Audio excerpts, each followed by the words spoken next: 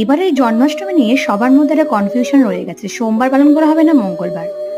আমরা তাই বেছে নিয়েছিলাম সোমবারটা পালন করতে। আমাদের বাড়িতে সোমবারটাই পালন করা হয়েছে পুরোপুরি। যে মঙ্গলবারেও অনেকেও গোপাল পুজো করেই থাকবে। আর গোপালকে প্রথমে মা অভিষেক করে নিচ্ছিল ঘি, মধু, দুধ এবং গঙ্গা জল দিয়ে।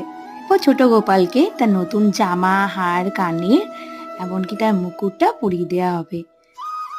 আর দেখো গোপালেরও কত আনন্দ হচ্ছে বলো নতুন জামা পেয়ে। আমাদেরও কত আনন্দ হয়।